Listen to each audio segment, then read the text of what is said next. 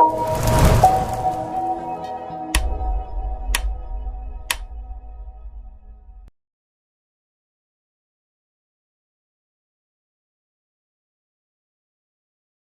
ladies and gentlemen, traders worldwide, welcome to another episode of the Market Talk series.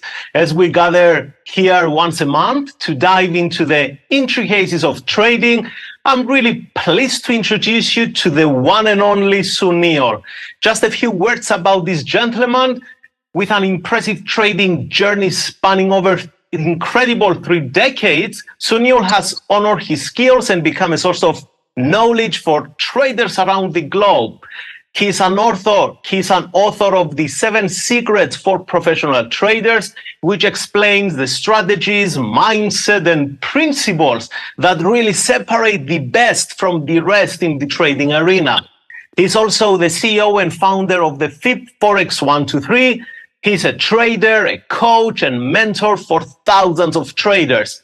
In this Market Talks episode, we will tap into Sunil's trading insight and, of course, his strategy. So, Sunil, welcome to the Market Talk episode. How are you doing today?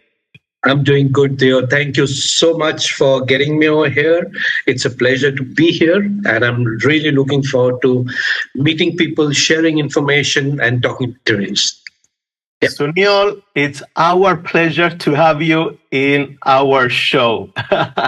So we have a lot of participants, and of course, just allow me for 1 second to say again, hi and welcome to everyone.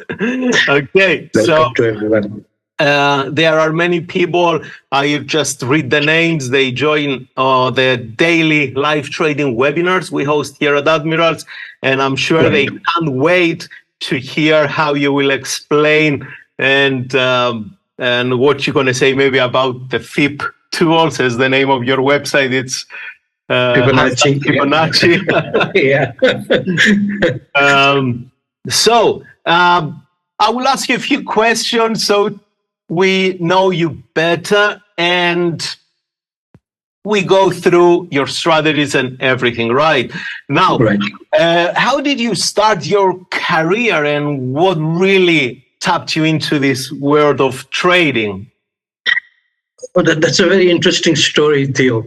I'm from India, resident of India, and this is something which you, or probably a lot of people don't know. In India, even as of today, Forex trading is not allowed. But an individual cannot trade in the international Forex markets. We can trade currencies based on the Indian rupee, but the international currencies, we are not allowed to trade. So I'm a resident of here. I had my construction business earlier, which is doing quite well. Mm-hmm. And for some reason, I had to shift to some personal reasons, some home-based jobs. And I was doing some outsourcing work. And somewhere I came across currency trading. It was actually one of the spam emails. In those days, the internet was just about coming up, and I'm talking about 20 years back, 2001. I remember I just about started sometime that time. Something caught my fancy. Now, I have a background in mathematics. So I've graduated in mathematics, but gone into construction, family business kind of thing. But construction was, even though it was good, there is no scope to apply your brains. The architect draws the plans, you do the execution. That's about it. Yeah. Somewhere when I came across these charts and technical analysis and started applying mathematics to it, it kind of fascinated me. That was one of the reasons. And second thing about trading, which has always been on the back of my mind, we Indians are huge in trading, the stock markets and all over here. So it's entirely your responsibility. I mean, you make profit, it's yours. You make a loss, you are to blame, period. You cannot blame the market, you cannot blame the circumstances. So that is something which I always wanted to do, not be dependent on somebody else.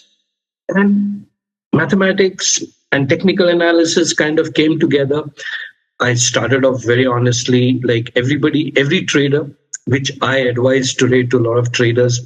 I bought some books on technical analysis. I did a lot of Google search.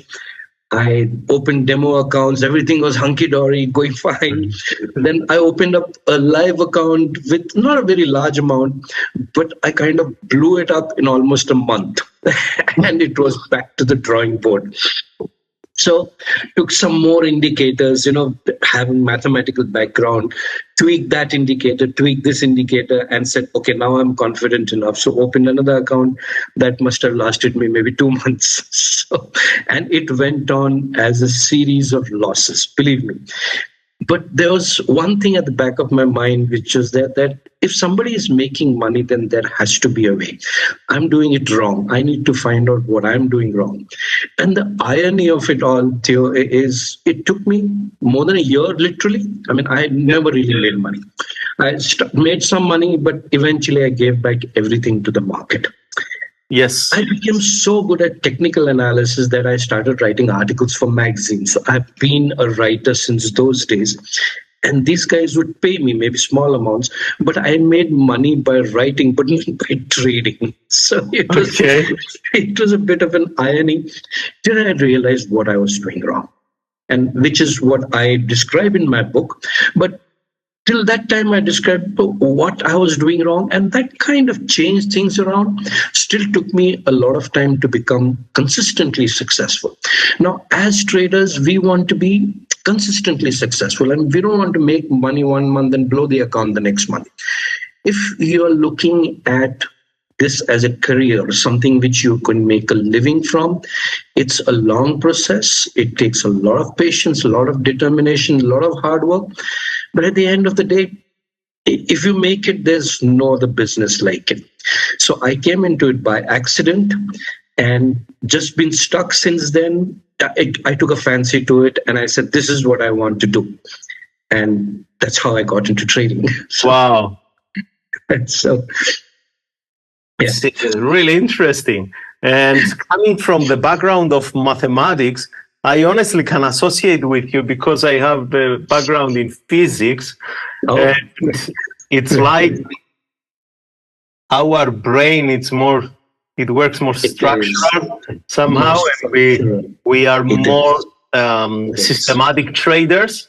Absolutely. Without meaning we based only on the algos, right? I mean, just to find some indicators. Right.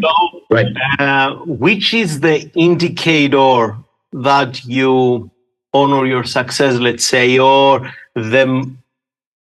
which indicators helps you believe that you can keep on going and smoothing things down the track? No indicator. No indicator. Okay. Trust me on this. I mean, I've studied each and every indicator in detail. And the first advice I would give to everybody is, and we'll go into it in detail, I'll honestly demonstrate this to you. All indicators are lagging. It's just as simple as it. You can use them as secondary confirmations, yes, as a kind of confirmation that, okay, you're in the direction of the trend, etc. But the minute you start using an indicator as a leading factor for your trading parameters, that I'm going to use the indicator to enter a trade or exit a trade, you're headed for trouble, believe me. And I do use only one indicator. I can share my charts. In fact, I've put up a small presentation. It's only to identify my primary trading method, which is the divergence. And that's it. Once I see the divergence on that, then I don't go back to the indicator, but no indicator. And this was a defining movement for me when I realized that risk management and price action, these are the two key things if a traders follow, it ensures faster success. That's about it. Okay, awesome. We're going to go to that part. Very interesting and extremely well explained. I'm sure everyone have a few aha moments now, because we always say it's especially for the moving averages, right? They are lagging indicators, and they are still traders looking to execute from the bounds of the moving averages. Absolutely. No, as I said, there is a way to use them, absolutely, but in the correct way. That's it. Yes. Yeah. So, explain us a little bit about how do you perceive technical analysis? Because we talk about charts, we show all the time charts, yet we read price action. So technical analysis is the primary method of your trading, or do you use fundamental as well, or do you validate something, let's say, based on fundamentals? Because we trade currencies, right? And they are dynamic changes in the market.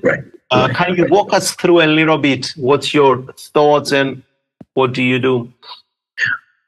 The primary reason for me to stick to the Forex markets is Forex is a very unique instrument. The currencies are very unique in the sense that this is the only instrument, if you can call about, among equities, commodities, futures, derivatives, anything you would talk about. This relies more on technical analysis than fundamental analysis, which has a big advantage. Now, yes, you are trading currencies. In effect, you are trading the economy of a country, to be very honest. So obviously, you need to be aware of the strength and weakness of the currency. But those work on a very macro level. As retail traders, I mean, an individual like you and me, when we are trading the market, we are retail traders. We are not institutes. We are not hedge funds. For retail traders, we don't look at the macro picture. We don't hold a currency for 6 months or 8 months down the line to see whether the economy would turn, whether the dollar would go stronger, euro would go weaker. We are looking to get in and out of the market. And for that, technical analysis best suited for Forex. It really, and that is one of the reasons what really attracted me to this market. So as a comparison, when you're trading equities, obviously you would look at the company performance, you would look at some government policies, you would select a company which is good, and then you would go to technical analysis to see what is the right time or level to get into a trade. With Forex, is actually the other way around. If you look and you see a good level over there, and if you're a short-term trader like retail traders as we do, and I'm not talking about intraday, again, we'll get into that, but as a short-term trader, on the charts, what you see is what you get. This is a uniqueness of the market, so which Forex has a huge advantage. Technical analysis, you see something on the charts and you trade the charts. Fundamentals, yes, they do matter. News which comes out every week, I call them as catalysts which push price somewhere. So we don't really trade the news, but we take into account the news that it's probably going to affect the technical analysis somewhere. So you do keep a cross check on fundamentals, but on a very micro level. Primarily, it is technical analysis that you trade Forex on. Wow, that's so well explained and clear. For example, can we give an example to our audience? Like we have let's talk about the upcoming non-farm payrolls. Okay, right. So and the week after we're going to have, let's say, the Reserve Bank of Australia report interest rates. And I think on Wednesday, the European Central Bank, I'm not very, I don't remember here, but for example, non-farm payrolls on Friday. And on Tuesday, the Reserve Bank of Australia interest rates. Right. How would you see this in your trading? Let's say if you want to validate a trading setup on the Aussie US dollar. Right. One is non-farm payrolls is something I honestly keep out of. Again, there's a lot of hype on the non-farm payrolls. It does affect the currencies. When it's released, the currency can move 100, 200 pips in one direction or the other direction. But the only people who really make money in this are the brokers and the market makers, the banks. The retail traders don't stand a chance. And we will get into that a little in more detail. So as far as non-farm payrolls are concerned, if I am in a particular position by Friday, then I tend to either close off my position, or if I'm in a decent profit, I'll probably take some profits and move my stop loss to break even. Let it ride. If it comes in my direction, fine. If it goes, I don't lose anything. Non-farm payrolls is only one economic data that I stay out of. The rest of them, we take advantage. Like, let's say, Australian dollar interest rate announcements. You're not going to believe this, and a lot of people don't really believe it, but I have seen it happen over and over again.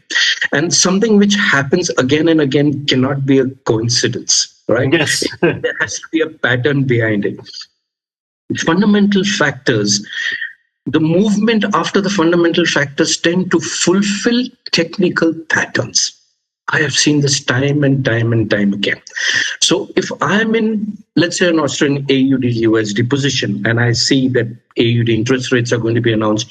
Now, when the news is released, it could go either way. And you really don't know. Even if the interest rates are positive, the Australian dollar can go down. It just happens.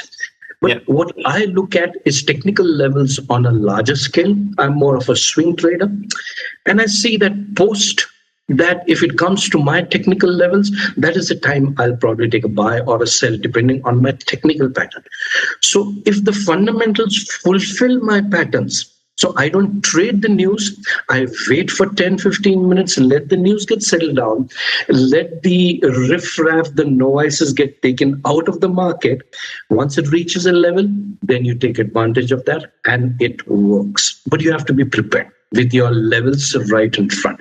So as I said, news is a catalyst. And if you know how to do it properly, it can really help you do that. Exactly. So the outcome of this is that Sunil himself never trades the news themselves. Absolutely. Absolutely. Okay. So you mentioned that you are a swing. Actually, you mentioned so many things. Okay.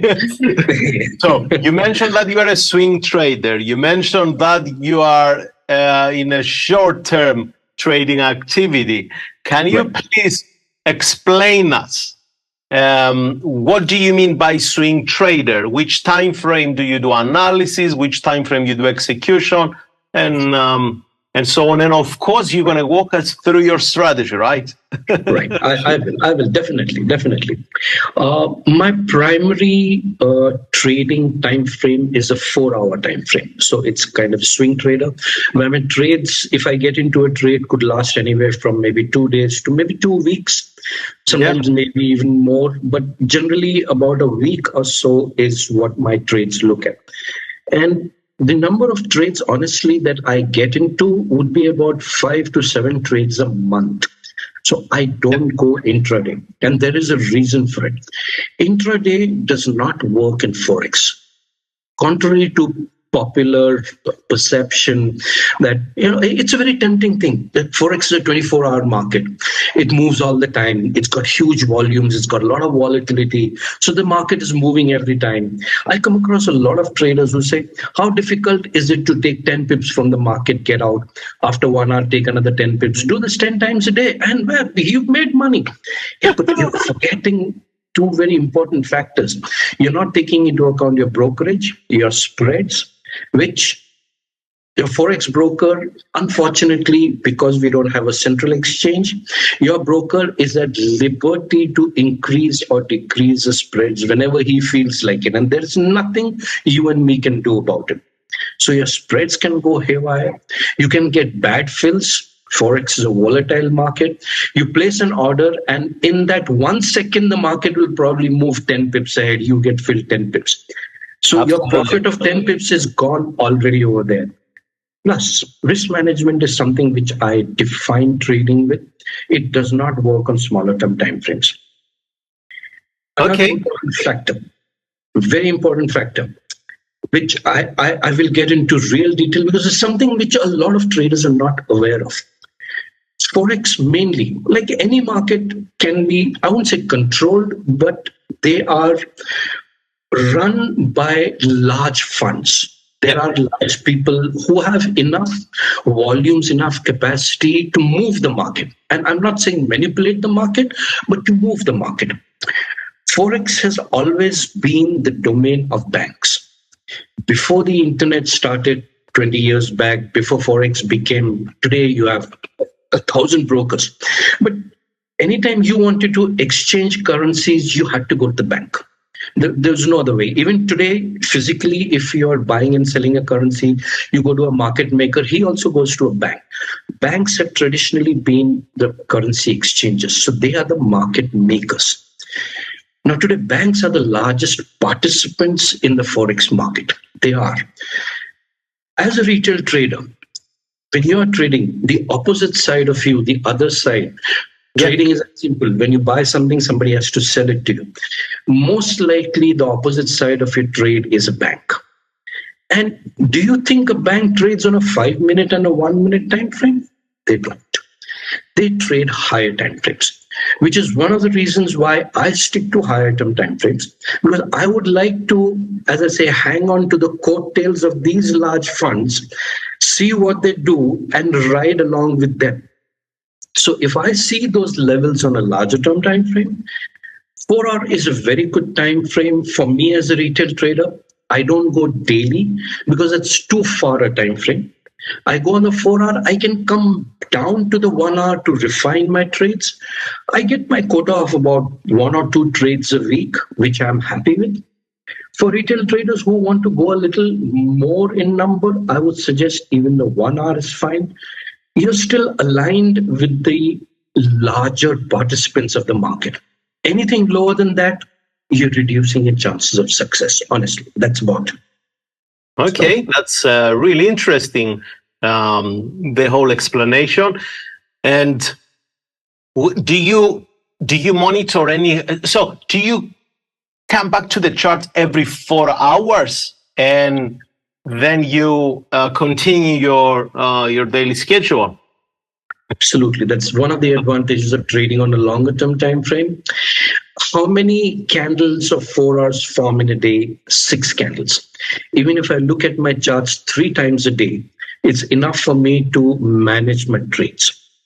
When I do have time, which this is my full-time job, if I'm not really doing anything, I go down to the 1 hour where I can look at my charts once a day. But I do not want to go down to the 5 minutes and sit glued in front of the screen, watch price move up and down, because not only are you going to lose money, it plays havoc with your emotions, literally. Yep. So larger the time frame you go, it's always better. You have more times to plan your trade. Absolutely. Which time frame do you use as your analysis time frame? The 4 hours. The 4 hours is my primary analysis. We do follow multiple time frames, and it's no secret. I can tell you here for everybody's reference. So one is what I call as the execution time frame. For me, it's the 4 hours. Yes.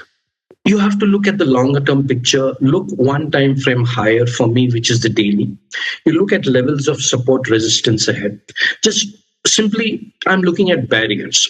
So if I'm looking to buy a currency and I go to our daily time frame and I see that there is a supply level or there's a resistance level, which is very close to my trade, that means my trade does not have much room to go. I'll think twice about the trade. So I have the larger picture.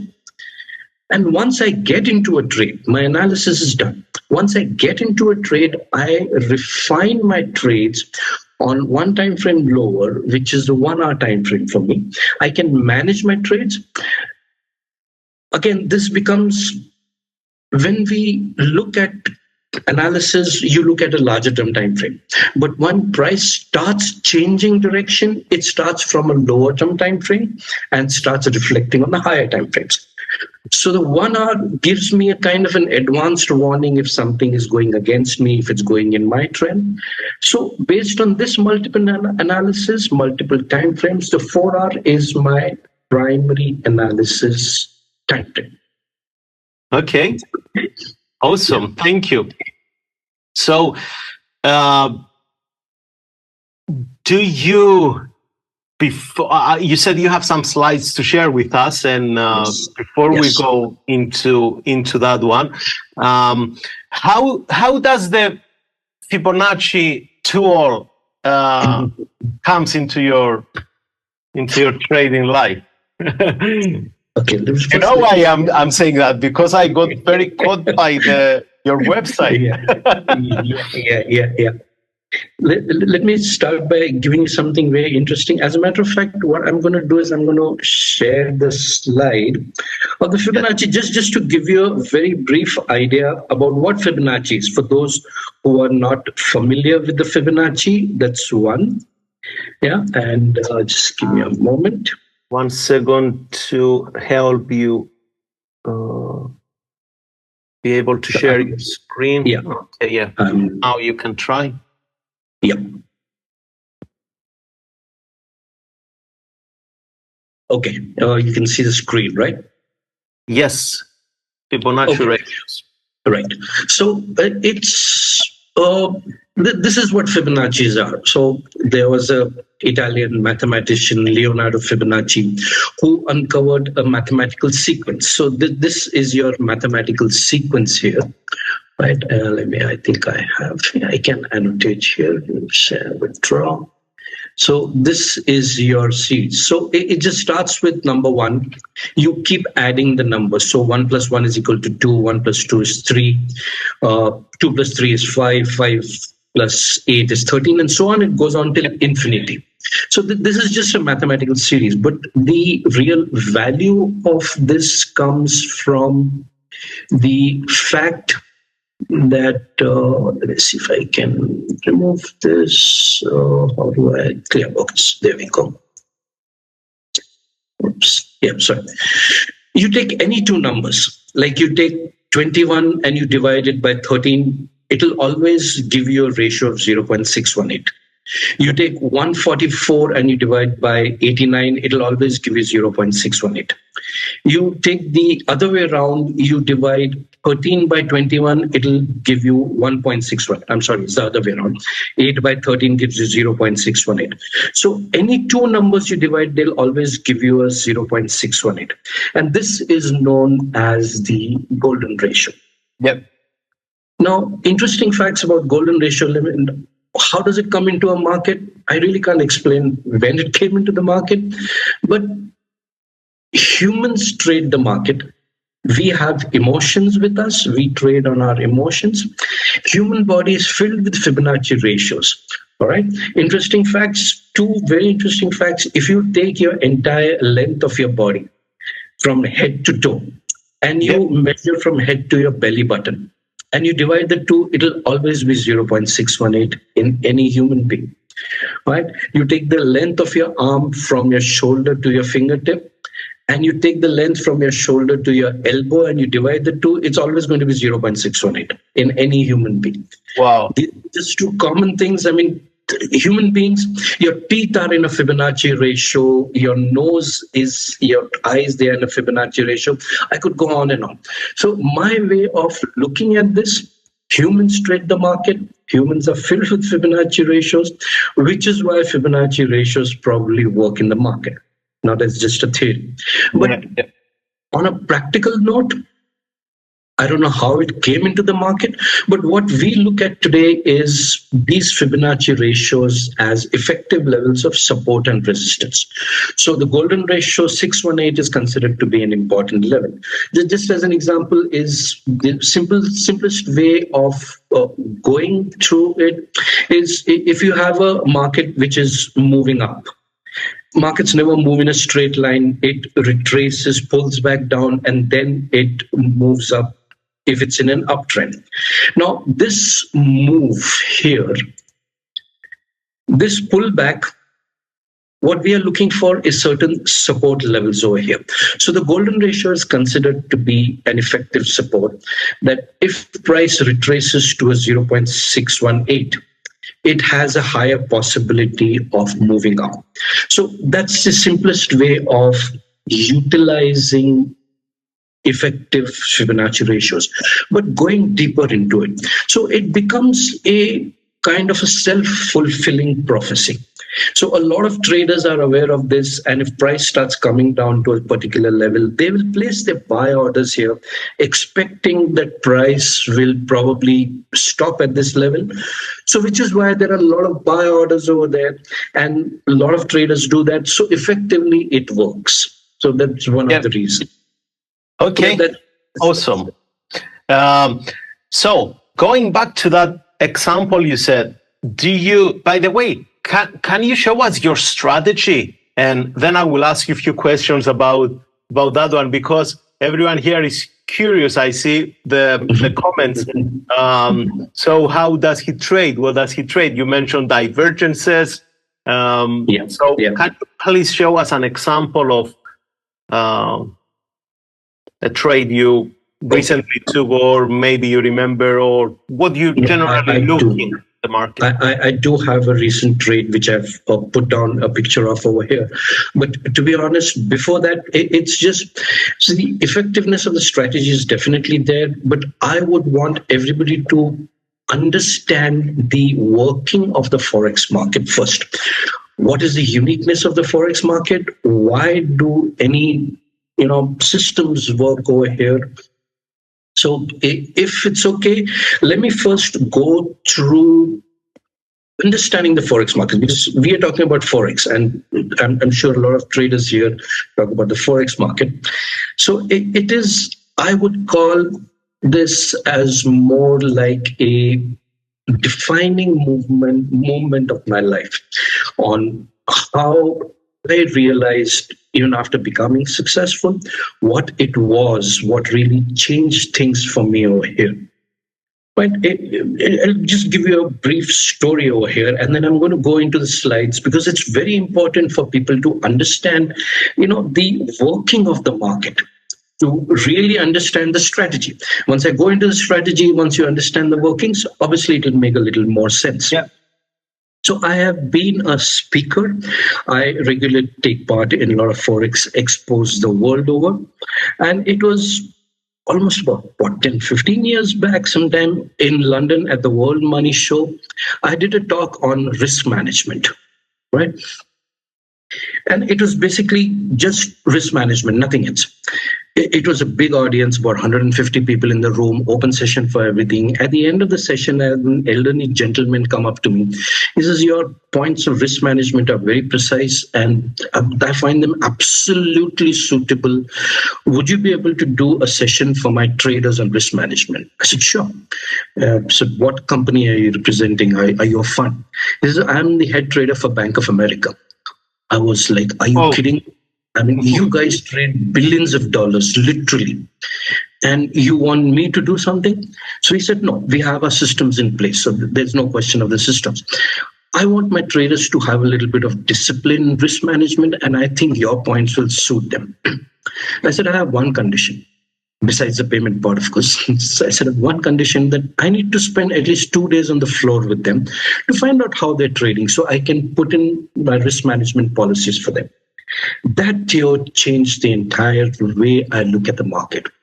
Now, I was on the other side of the market. Yes. And before I go into it, let me share my slides again. Let me show you something very interesting over here, something which, again, a lot of traders are not really aware of. So we all know that Forex has got the largest liquidity factors. It's got a turnover of approximately 6 trillion a day.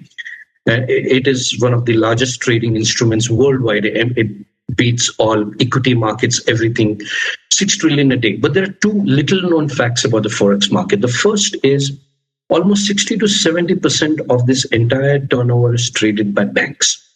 And these are statistics. So the Euromoney does FX survey every year. And this was 2020, where they have a group of 10 banks over here, which constitute about 60% of the entire worldwide trading, all right? Yep. This was 2021, which I've noted was 66.62%. You have JP Morgan, UBS, Deutsche Bank, Goldman Sachs, Bank of America. And the last one was 2022, 23 is not yet done. We have 65.9, so almost 66%. So the simple fact is, banks are the major players in the market. That's one thing you need to understand. The second important fact, which is not in public domain, is out of all this trading, almost 60 to 70% of this entire trading is non-deliverable, which means it's traded for speculative purposes. Now, taking a rough calculation, wow, 60% banks And of these, 60% is done by banks for speculative purposes. That means out of 6 trillion today, approximately half of it is speculative trading. This Wow. Now, if you go a little deeper into this, what would be the basis of the speculative trading, right? Let's talk about a difference between a genuine trading and speculative. A genuine trading is somebody approaches a company, approaches a bank. He has an export order. He needs to buy currency, sell a currency, hedges currency. The bank will assess, they'll buy a currency in advance. So that's genuine Forex trading purpose. You and me, we travel to a different country, we exchange money. That's genuine trading on physical trading. But speculative trading, if we are doing, what is it based on? Is it based on fundamentals? Is it based on technicals?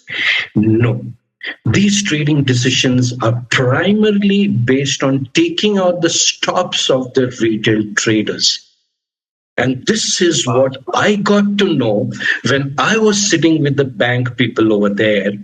You know, the language they use over there? All right.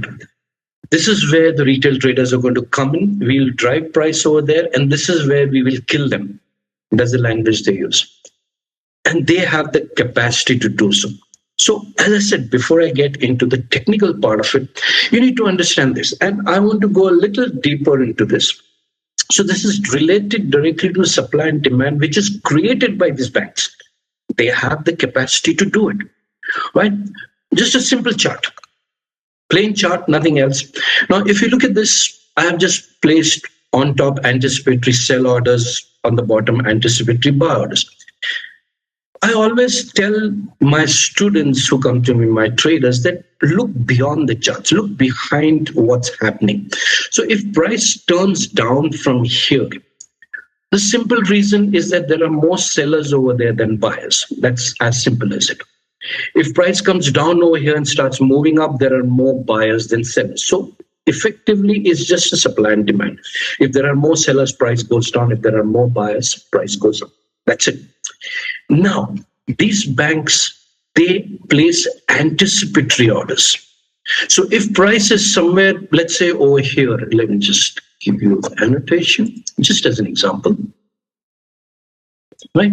Let's say price is somewhere over here, and it keeps, maybe it's going up, maybe it's going down. Now, bank traders have already placed anticipatory sell orders here for whatever reason. It could be a genuine trading for a client. They might want to sell for a client. It could be speculative purpose, could be anything. Now, what this guy wants, if he has to fulfill his sell orders here, he needs buyers over there, right? It's just as simple as that. How does he create buyers? They start pushing price up. They start pushing price up. In the process, they make money because they buy over here and they start making it. And at the end, if you always observe before price turns, there is usually a very strong candle which goes up, which kind of attracts more retail buyers like us. Oh, price is going up. I see a big green candle. I need to get into the trade right now. And it runs into the stack of sell orders. Price turns down, the banks make money, the retail traders are left holding the bag. It's just as simple as that. This is how every market works. It's not only about Forex, this is how every market works.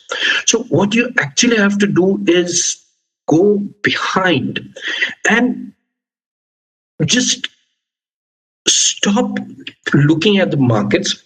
And this is what retail traders do, all right? So let me just go through here. We use indicators. I have used moving average as we talked about earlier. When I say it's one of the most lagging, let me just show you something very simple over here. That where did this move start from, right? Let's talk about this move. Where did this move start from? It started from here. It ended over here. Now, there was a reason. There were a lot of buyers which came into the market. The bank started the movement. It went up.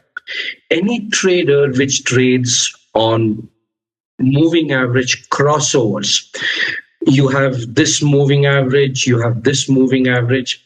The moving averages cross over here. And where do you think they cross? When price is about to turn down.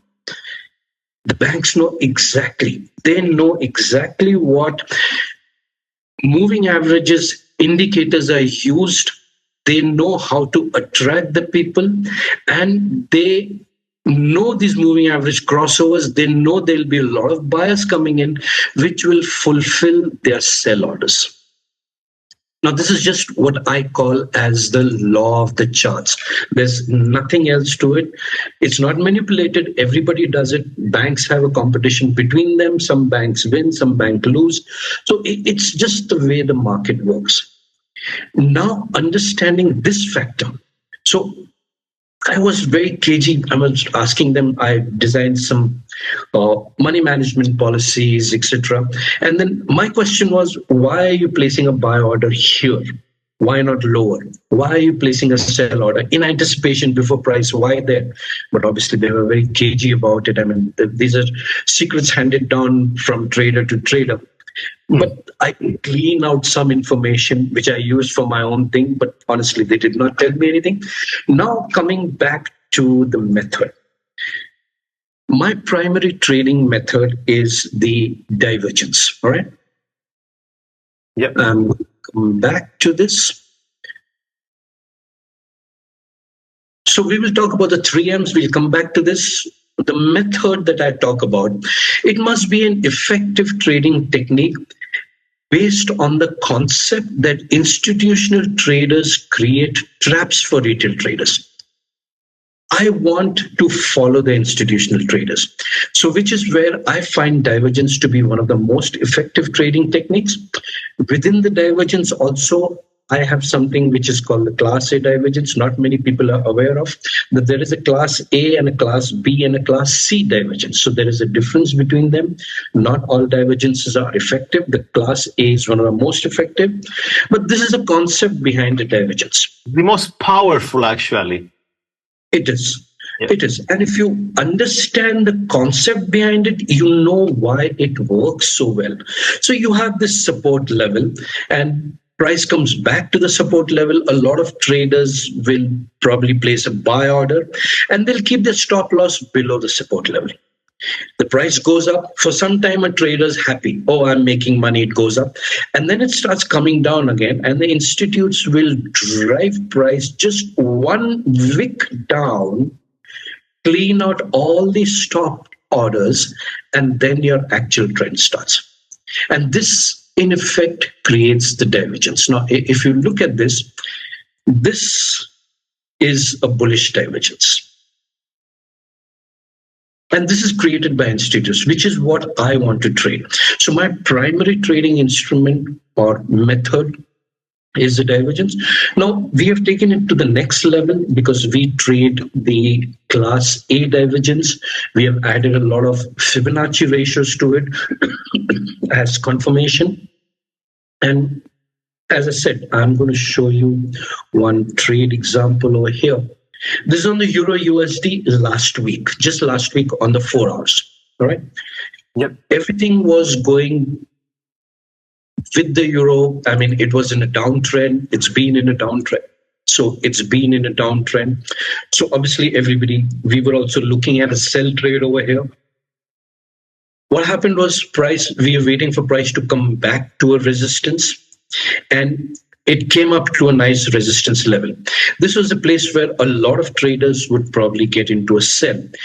Downtrend, price come back to resistance. Obviously, it has enough information, good chances of it going further down.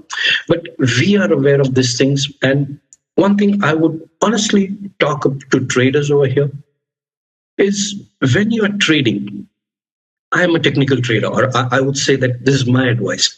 So I will not trade unless I get a pattern. So price is in a downtrend, fine. Can I just jump into a sell trade? No, I'm waiting for a pattern. And my pattern is the divergence.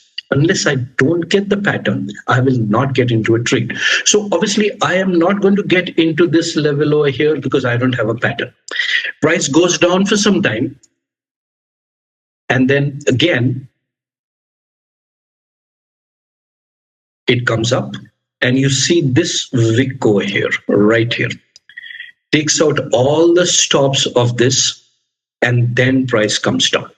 Now, this wick created the divergence. You see, this price made a higher high, and your indicator, which is stochastic, the only one that I use, made a lower high. And that is what I wait for. Once I see this, I don't go back to the indicator at all. I don't need the stochastic. I confirm with Fibonacci ratios that if price has a possibility of turning down from here, it has to confirm certain Fibonacci ratios which I plot. If it confirms that, then I set my target using the Fibonacci ratios. My entries are based on supply, demand, and on Fibonacci ratios, and even simple things like trend lines. So I would probably plot a trend line from here. On breach of a trend line, I would get into a trade. Advantage of using Fibonacci's is I have a target. So my target is somewhere over here.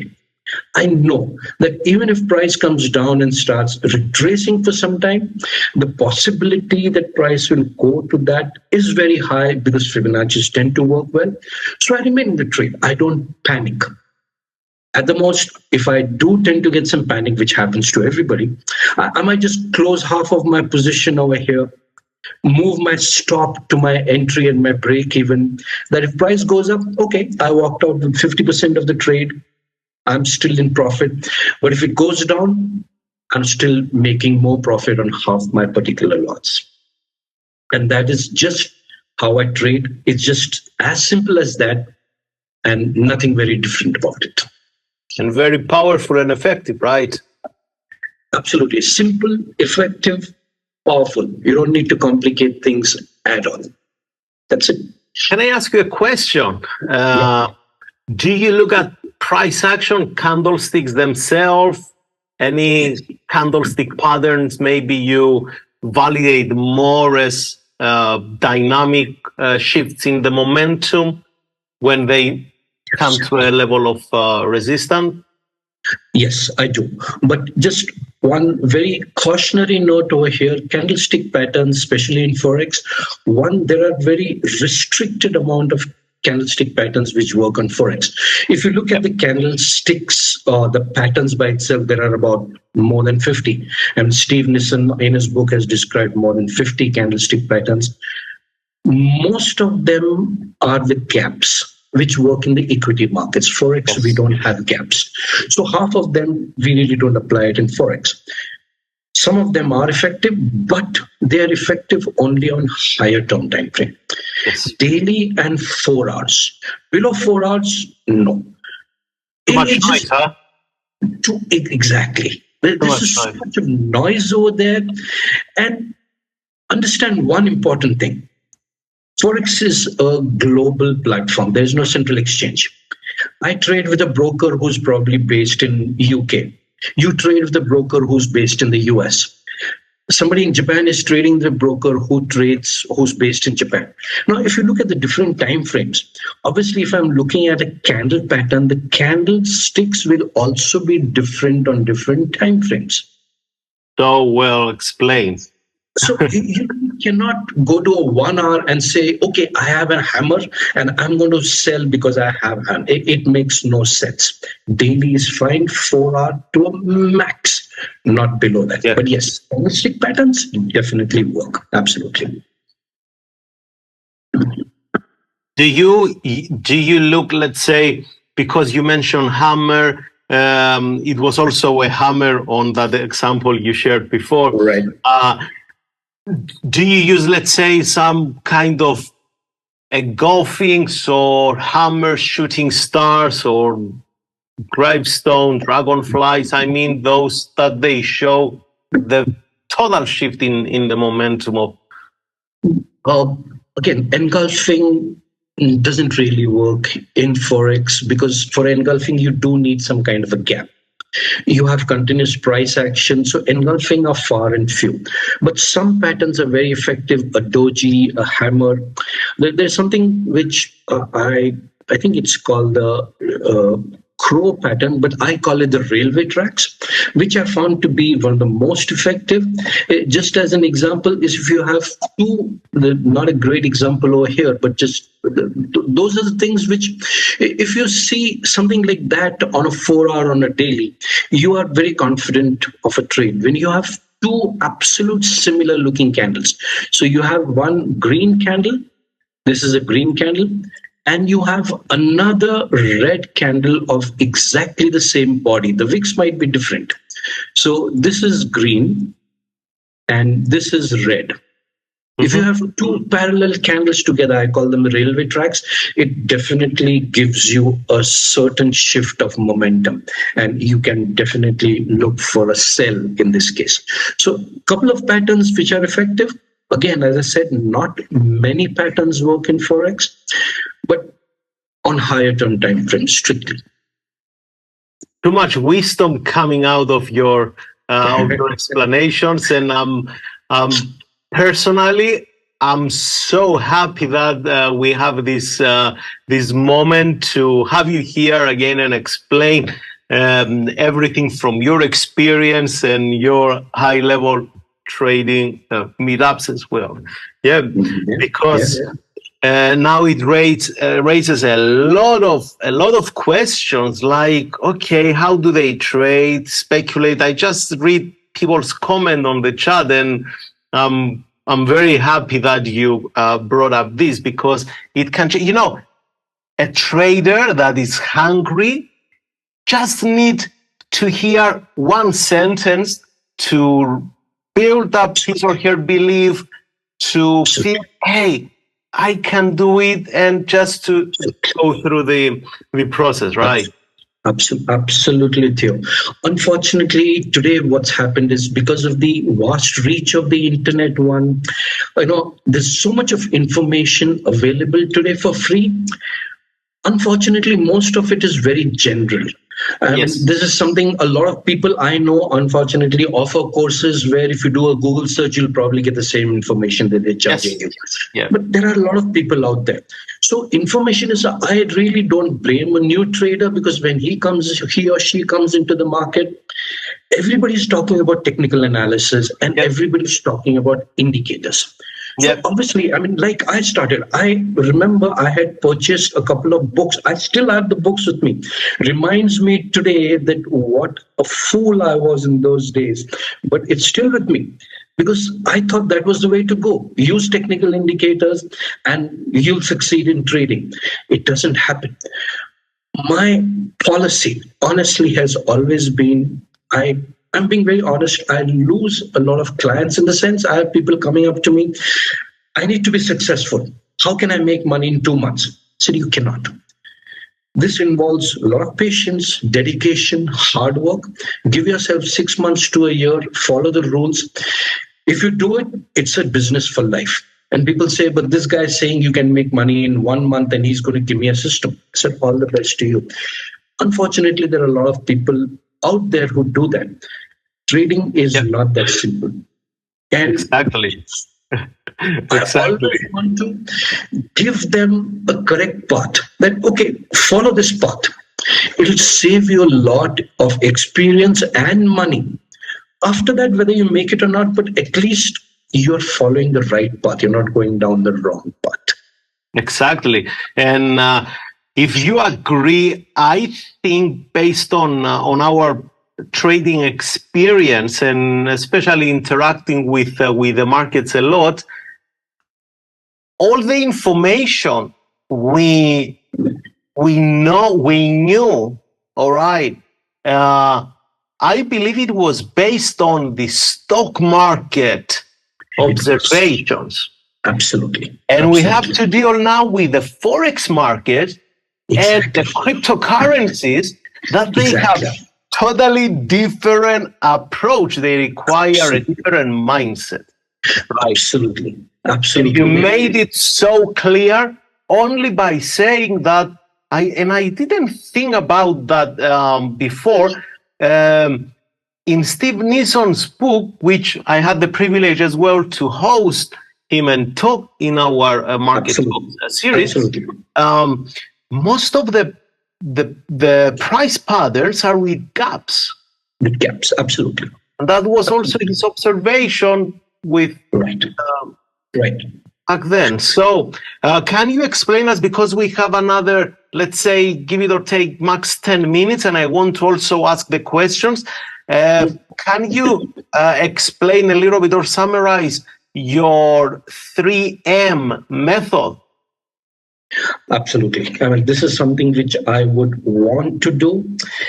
So I follow the principle of something which I call as the 3Ms, and which I have learned from experience. And this has been my turning point. As I said, initially I used to use a lot of indicators till I threw away all the indicators and went straight for price action. Subsequently, I realized that it's risk management, which is one of the most important part. And then after that, I came to the realization that your mind factor also plays an important role. Today, all the systems that I have are based on the 3Ms, and I tell traders, let me first go through this. So the 3Ms are money, mind, and method in this order of importance. So money is simply your risk management policies. Your mind factor is what I simply call as patience and discipline. That's about it. And we'll go a little more deeper into that. The method is your trading system, whatever system you may use. Right now, if you break up these three factors, let's say on a scale of 1:10, your risk management takes up 5 parts out of 10. Your mind factor takes up 3 parts out of 10. And the method is only 2 parts out of 10. Now, you see, the method is the least important part of trading. And this is where most new traders tend to lose money, because they don't realize that, again, as I said, it's not really that fault. Nobody really tells them that this is what you need to concentrate on. So this novice trader who comes in does not understand the concept of the money and the mind factor. And this trader concentrates only on the method. And within this method, he looks at indicators. So I would say out of 10 parts, this trader is following only 0.5 out of 10. And is it surprising that this trader loses money? It's not, because you're not following the correct method. Now, going deeper into this, so your trading technology, your methods, whatever, whether you're trading with fundamentals, with technicals, in technicals, you may trade with a moving average crossover. It doesn't matter at this stage. What matters is that unless you don't utilize or incorporate your risk management policies in your trading process, and you don't control your mind, which is the emotions, which again, we would like to talk about on a different scale, you're not really going to succeed in trading. And it's just as simple as that. I could give you the best trading system in the world. I could give you the holy grail of trading. But if your risk management is not correct, and if your mind factor is not correct, you will not make money, period. On the other hand, if my risk management policies are correct, and I have the correct mindset, I have the confidence, I have the patience to wait for my setup, and I have the discipline to follow my rules, I could trace with the toss of a coin. And I joke about this, that heads I go long, tails I go short, and I'll still make money, which is the importance of the 3Ms. So this actually very, very important. Thank you so much for sharing. Yeah. At this point, because we are coming close to the end of this amazing webinar, honestly, I mean, it's amazing. Allow me to go back to our original screens. Yep. Okay. And let me just ask, oh my God, guys, so many questions. I'll just pick let's try to answer as many as possible for the next 5 minutes.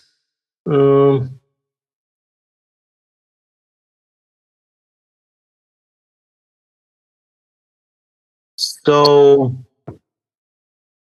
how old were you when you started to live off Forex? Or maybe how many years ago? I mean, it's... However you prefer to. I'm not a very young man anymore. I switched careers at the age of 40, 35, actually 36, somewhere around that time. Okay. And well, it's never too late for anybody in life. It honestly took me a little more than 5 years to be consistently successful.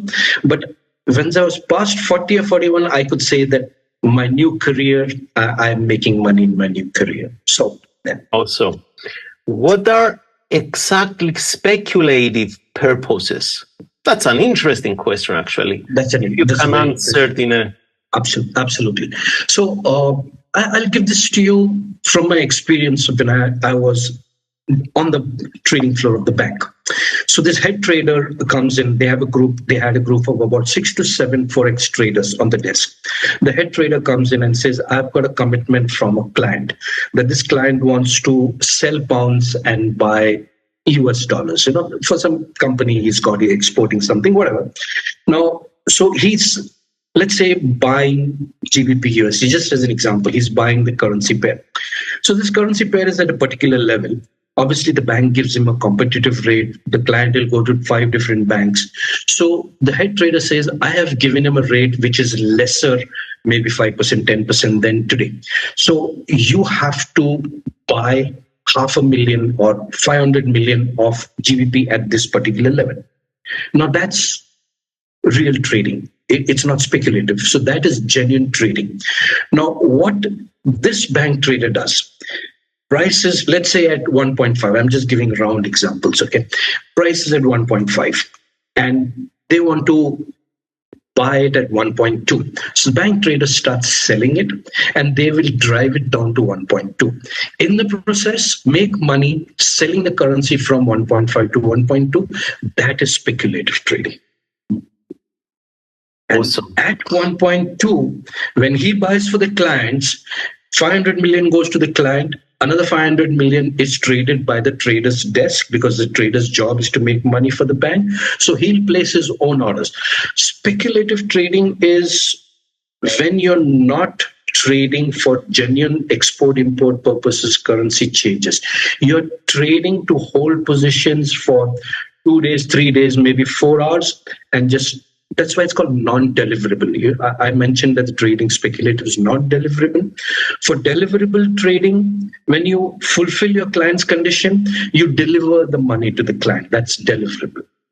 Non-deliverable is you hold it for till it reaches your target. That's speculative trading. Thank you so much. Another question, stochastic settings to use, please.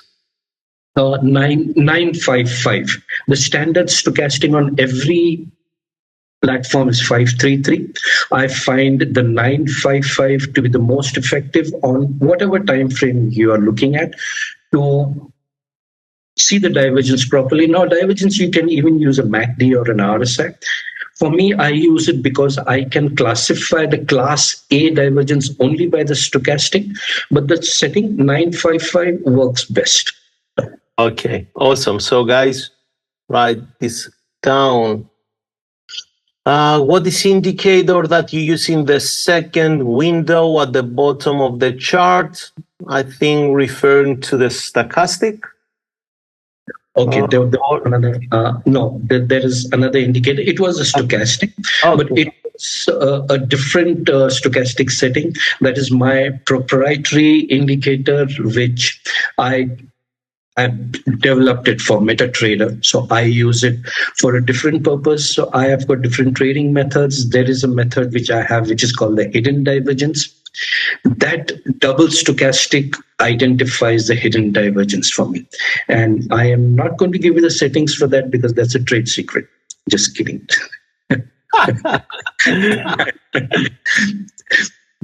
But yeah, if you go to the slides, the settings are over there. It's not very difficult. Yeah. So then you fix your target, your stop loss. Sorry, I don't understand this question. You fix your target, your stop loss is on 0.61.8 of FIP. No. No. Okay. For the stop loss, we don't really use Fibonacci's. For stop loss, we use more of supply-demand levels on previous levels of support resistance where banks have already taken out the stops. Targets, yes. Targets is based on Fibonacci levels, absolutely. On Fibonacci extension, right? Extension. Oh, okay. Absolutely. Okay. Absolutely. And yeah, that's the, it's not the 0.618, it's the 161.8. Exactly. Let me give you a practical tip over here. Honestly, no trade secret. The 61.8 is a very important level, definitely. There are 4 levels that we concentrate on more. And one is 78.6, which is actually a bank Fibonacci level used very well by banks. 61.8, 78.6. And on the extensions, 127.2 and 161.8. Just concentrate on these 4 levels. Price has an uncanny way of bouncing back and forth between these levels. Let me show you something about the Fibonacci's. Again, if we have time, something very interesting on harmonic patterns. So we have 3 minutes to stretch it out because there is another webinar. Okay. Anyway, harmonic patterns work precisely on Fibonacci levels. So people call it mumbo jumbo, the Gartley, the butterfly, but it's just a law of the charts. Literally, banks taking out the stops and on Fibonacci levels. So a Gartley is based on 61.8, 78.6. A butterfly is based on 127.2. And price respects these levels very accurately. Follow these levels. That's it. I have a feeling that from next year we are preparing some other sort of webinars, and I'm sure you're going to be back with us, and you guys going to have more time. We're going to host some live webinars on trading, and we're going to go through charts and deviate some time, of course, to understand more the wisdom of Sunil. And the last question, guys, sorry, I couldn't go through all your questions. Some people, they said, amazing webinar. Mogil said, Theo, please don't end this webinar. No. Okay, so last question, recommendation for a beginner. And we end with this. Okay. Well, follow the 3 M's, literally. You know what the 3 M's are. Concentrate on the risk management, concentrate on the mind factor. You know why it takes a trader a time to become successful? Because you may be good at your risk management, you may be good at technical analysis, but your emotions skill is also a skill which needs to be developed. Unfortunately, it gets developed by losing money and by experiencing losses. Take into account that you're going to have losses, learn from your mistakes, follow the policies, stick to a rule, have a trade plan. Just very briefly, I would like to, another reason why I see traders failing is they keep switching between systems. You start one system, it doesn't work, you go to another one, then you go to another one. You have to give the system time to prove itself. At least take 50 trades, if not 100 of the system continuously to see whether it proves, whether it works. Even if you are successful 50% of the time, it's a good system. People don't give it that. Have a trade plan, follow your policies, stick to it. You'll make it for sure. Awesome. So at this stage, ladies and gentlemen, we came to the end of this amazing webinar, I can say. Would like to thank you so much, Sunil, for participating in this webinar. You really add so much value to everyone here. Myself and Admirals, we would like again to say a big thank you for also every one of you guys that took the time and dedicate yourself to be in front of the screen to learn from this experienced and exceptional trader. In the meantime, on the chat, I'm sharing Sunil's website, the FIP Forex 123. Please visit this. Please have a look there. There is a communication. You can contact Sunil for anything you need there. I'm sure in the future we're going to have more webinars with you, Sunil. It was a complete pleasure. Believe me, it was a pleasure. I love talking to traders and giving proper knowledge. If you go to my website, my email is there. It's just sunil@fibforex123.com. Feel free, everybody, to send me an email. I will always reply back. You don't have to be my student. You don't have to be part of my group. I'll always reply back. My intention is to see that you get the correct information to succeed. All the best to everybody. And I do hope to be back again with you. Theo, thank you so much. It was a pleasure and honor, Sunil. Okay. Thank you. And have a great, great night. Thank you. Thank you so much, Leo. Thank you, everybody. It's a wonderful webinar. I'll see you soon. See you. Bye-bye. Bye.